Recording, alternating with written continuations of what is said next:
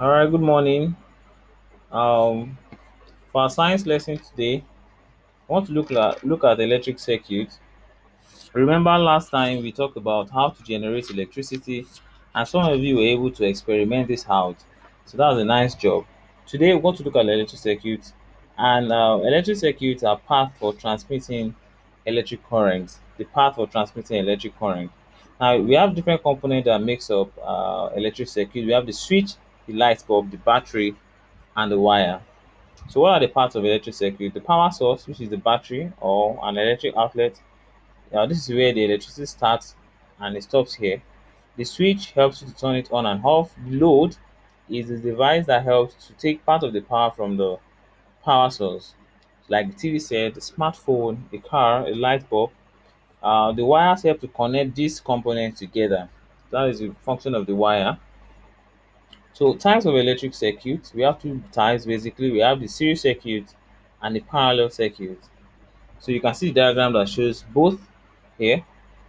The series circuit consists of a single pathway through which electricity can flow. So in a series circuit, all the components are connected in the sense that if you disconnect one of it, then the rest is not going to work again. So it's important to know that. So let's talk about a resistor. What's a resistor? It is in a circuit. It means something that uses the power from the cell. In this diagram, the resistor is the electric bulb. So what is the disadvantage of series circuit? If there's a damage to one of the resistor, I mean the light bulb in this case, then the entire circuit will not function. It means if you use a series circuit in your house, if one of your bulb goes out, then all the lights will also go off, and that is a bad one. But it has an advantage too. The advantage is this: if there's a problem with any of your circuits, you easily know because the whole circuit is not going to function again. All right, I want you to take note of the schematic drawing here that represent the bulb as a circle with an X in between it, and a cell as just two lines. One is bigger than the other. It's important to study this very well. But this is a closed circuit because it does not have a switch. All right, the second one is parallel circuit. Now, a parallel circuit consists of many pathways, unlike the series circuit that has just one pathway. So you need to take note of this. Series circuit, one pathway. Parallel circuits can have many pathways from two upward, many pathways.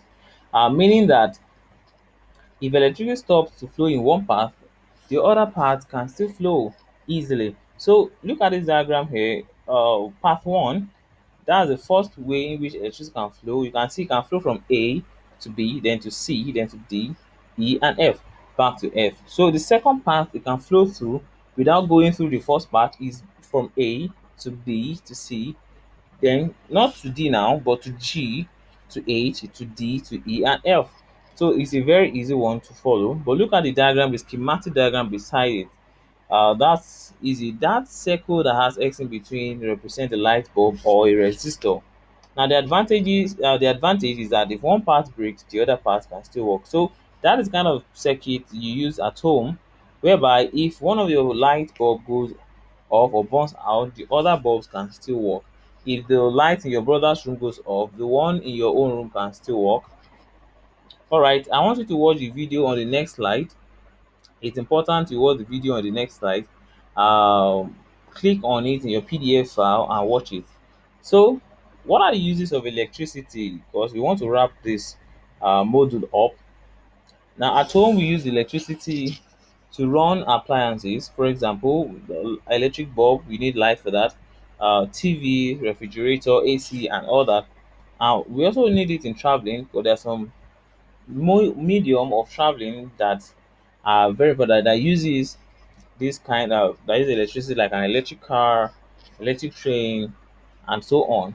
So what is your classwork? Look at this. If you have further questions with your classwork and your homework, please feel free to let me know. All right, I wish you good luck. Chat me privately if you have further questions. Um, Thank you very much.